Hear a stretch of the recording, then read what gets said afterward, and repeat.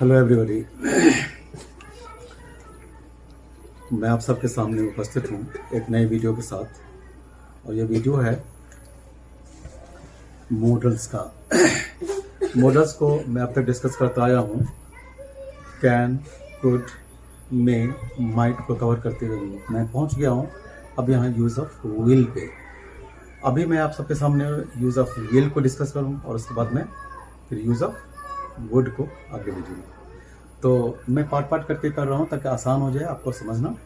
आप सब जब कभी इस वीडियो को देखेंगे तो आसान हो जाएगा। तो सबसे पहले शुरू करता हूँ use of will.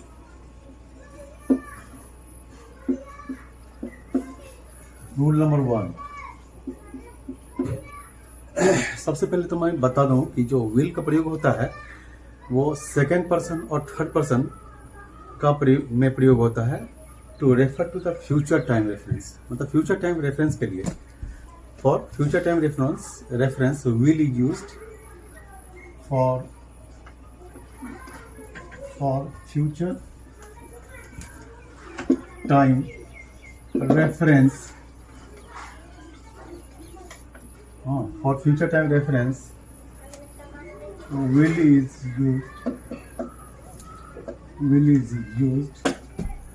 is used with the third person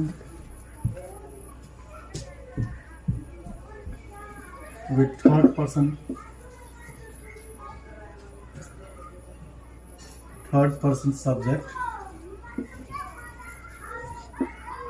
person subjects and second person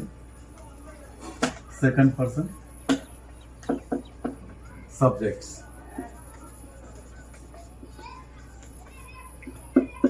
ठीक है। तो फ्यूचर टाइम जो है का फ्यूचर टाइम रेफरेंस देने के लिए विल का प्रयोग होता है। थर्ड पर्सन के जितने भी सब्जेक्ट बनते हैं, थर्ड पर्सन के सब्जेक्ट होते हैं ही, शी, इट और दे, उनके साथ विल का प्रयोग होता है। और जो सेकेंड पर्सन जो सब्जेक्ट्स होते हैं यू सिंगुलर में और यू प्लुरल में, उन सब के साथ विल का प्रयोग होता है। उदाहरण के लिए he will complete his task.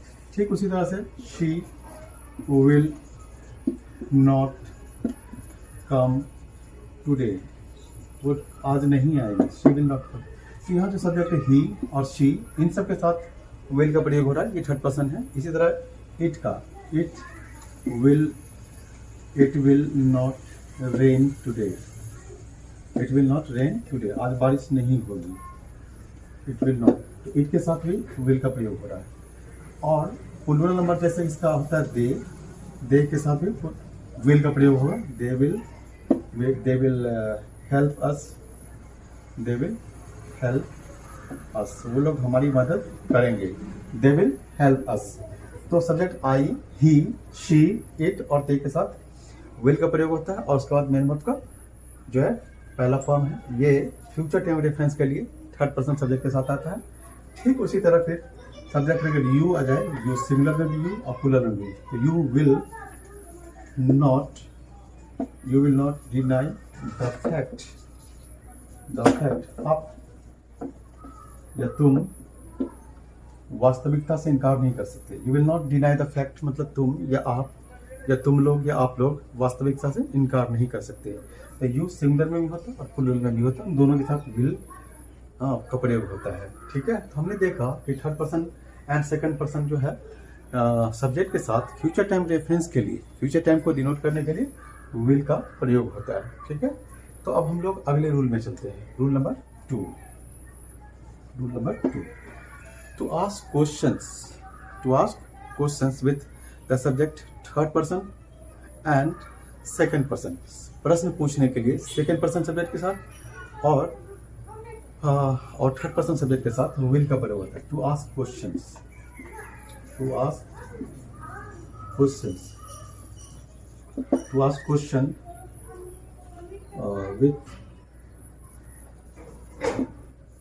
with the third person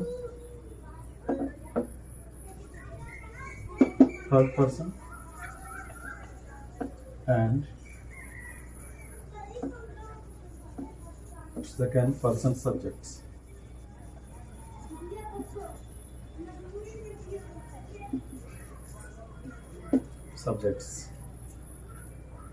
अब इसका प्रयोग होता है, विल का प्रयोग होता है प्रश्न पूछने के लिए थर्ड पर्सन सब्जेक्ट के साथ और सेकंड पर्सन सब्जेक्ट के साथ विल का प्रयोग होता है। उदाहरण के लिए, विल यू कम टुडे, क्या तुम आज आओगे, ये प्रश्न पूछा जाता है। क्या तुम आज आओगे, क्या तुम आज आओगे, तो इसके लिए यहाँ प्रश्न पूछा जा रहा है। अब जैसे यहाँ पर है will he plant a tree, will he plant a tree, क्या वो पौधा लगाएगा, will he plant a tree, क्या वो पौधा लगाएगा, will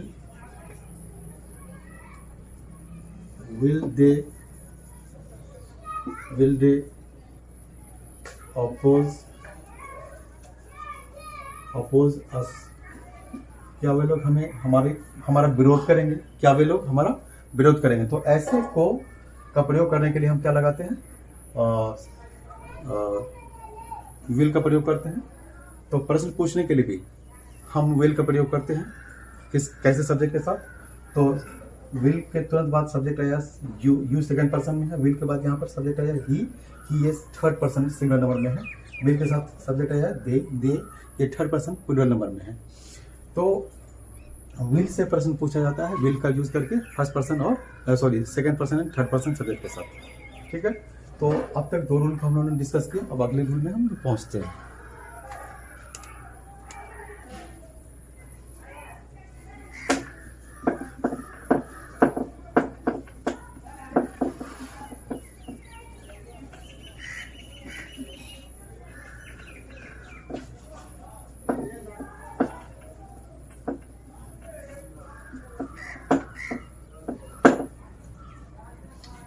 तो रूल नंबर 3 में will is used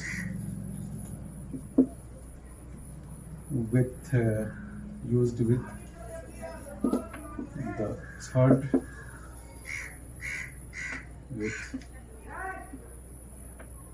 with the first person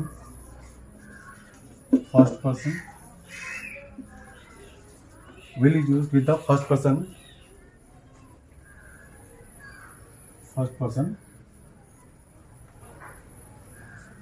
in the following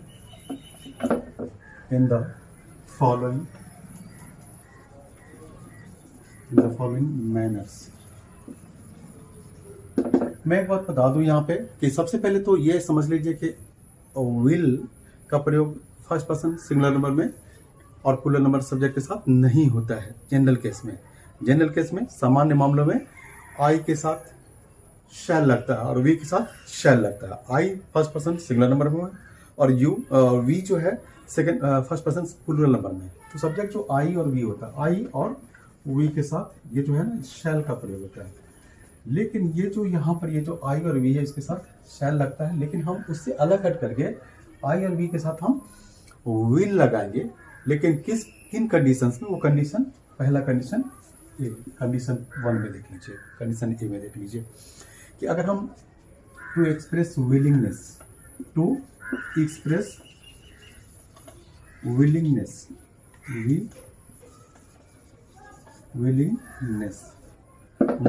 मतलब इच्छा या इरादा, जब हम अपनी इच्छा या सहमति जब हम व्यक्त कर रहे हो तो आई के साथ शैल लगना चाहिए, लेकिन विल का प्रयोग होगा। इसलिए कि विलिंगनेस दे रहे हैं यानी जरूर का सेंस आ रहा है। तो यहाँ पर एग्जांपल देख लीजिए,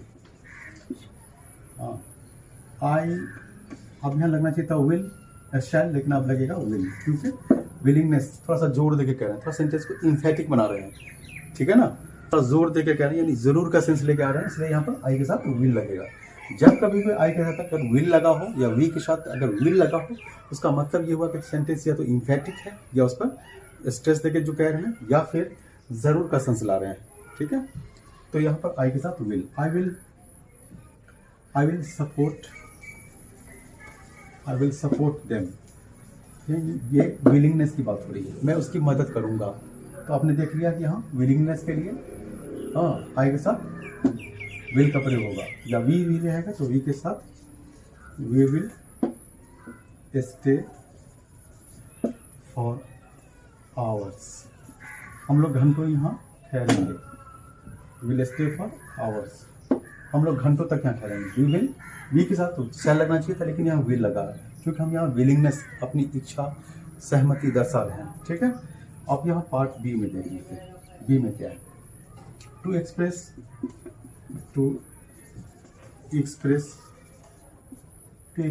प्रॉमिस और इंटेंशन। प्रॉमिस या इंटेंशन का इरादा का मामला हो, प्रॉमिस या इंटेंशन का मामला हो, प्रॉमिस या इंटेंशन, प्रॉमिस मतलब वादा, इंटेंशन मतलब इरादा, तो इरादा या वादा का मामला हो तो उसमें हम आई और वी के साथ विल का प्रयोग करेंगे, शैल का प्रयोग नहीं। एग्जाम्पल में I will accept your proposal,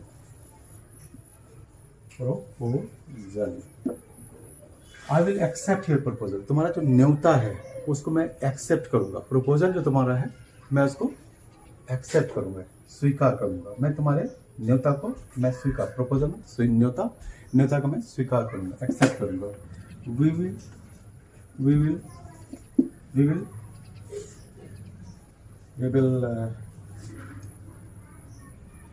will not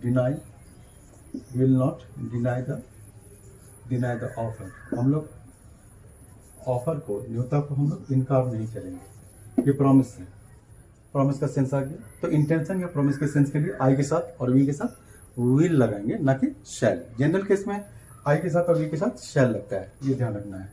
यहाँ पर देखेंगे कि अगला है रूल में किसी का, जब हम किसी को धमकी देते हैं, थ्रेट, टू एक्सप्रेस थ्रेट, धमकी, टू एक्सप्रेस थ्रेट, हाँ, to express threat will you, तो थ्रेट को दिखाने के लिए, धमकी को दिखाने के लिए, एक्सप्रेस करने, व्यक्त करने के लिए विल का प्रयोग होता है आई और वी के साथ। Example, I will beat you, मैं तुम्हें पीटूंगा, I will beat you. We will not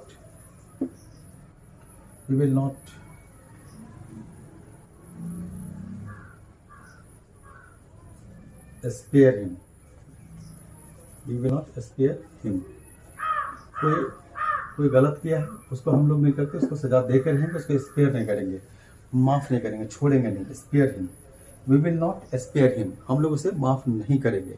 तो धमकी दे रहे हैं कि उसको माफ नहीं करेंगे, उसको हम सजा देकर रहेंगे, पनिश करके रहेंगे। ठीक है, तो अब तक हमने देखा है कि जब हम विलिंगनेस एक्सप्रेस करना हो तो आई और वी के साथ शैल लगता है, लेकिन हम विल लगाएंगे क्योंकि यहाँ थोड़ा जरूर का सेंस आ रहा है, इम्फेटिक हो रहा सेंटेंस। अब यहाँ जैसे टू एक्सप्रेस परमिशन और इंटेंशन, जब परमिशन का सेंस हो या इंटेंशन का सेंस हो तो उसके लिए आई और वी के साथ विल का प्रयोग करेंगे। ठीक है, और यहाँ टू एक्सप्रेस थ्रेट, तो जब थ्रेट हो, धमकी हो, तो आई और वी के साथ विल का प्रयोग करें, जरूर का सेंस आ रहा है। अब अगर अगला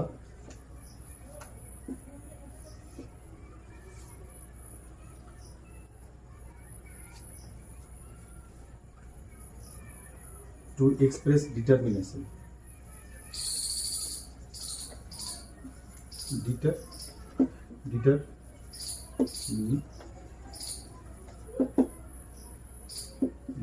डिटर्मिनेशन। अब जब हम डिटर्मिनेशन का सेंस ला रहे हैं तो कोई एकदम मजबूत इरादा है, ये डिटर्मिनेशन है हमारा। ठीक है, कि हम डिटर्मिन एक ऐसा करके रहेंगे। ठीक है, तो उसके लिए आई और वी के साथ शैल का प्रयोग होगा। Example, I will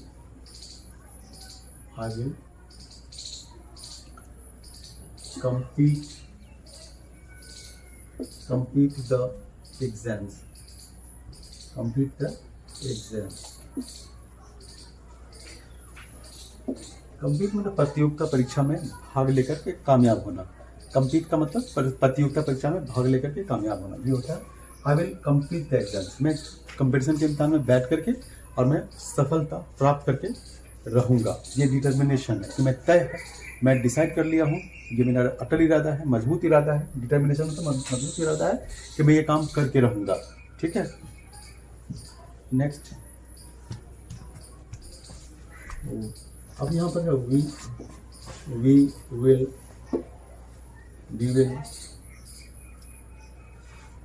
we will not defy the rules।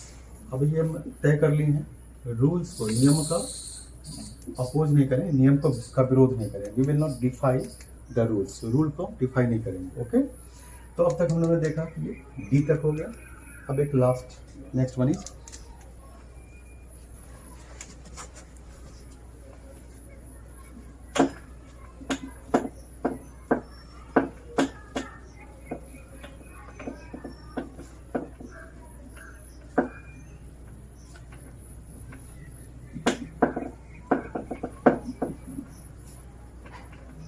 next one is E, to express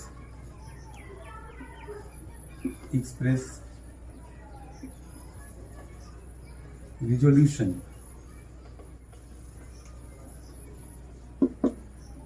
हुआ कि मैं शपथ लिया हुआ हूँ, मैं एक तरह से प्रण कर चुका हूँ, शपथ ले चुका हूँ, कसम खा लिया हूँ कि मैं ऐसा करके रहूँगा। एग्जाम्पल, शपथ लेना और ऐसा कि मतलब कि ऐसा करके रहूँगा, ऐसा सेंस अगर है तो उस सेंस में तो I will die then tell a lie. मैं झूठ बोलने की अपेक्षा आई विल डाई, मैं मर जाना पसंद करूँगा। आई विल डाई, मैं मर जाना पसंद करूँगा अपेक्षाकृत कि मैं झूठ बोलूँ। ठीक है, तो ऐसा सेंस अगर होता है तो ऐसे सेंस के लिए हम विल का प्रयोग आई और बी के साथ ना, और विल का प्रयोग होता है ना कि शैल का। ओके, तो आशा करता हूँ ये वीडियो आपको पसंद आया होगा। अगर ये वीडियो हमारे अच्छे लगते हैं तो आप इसे कृपया लाइक करें, सब्सक्राइब करें। Thank you.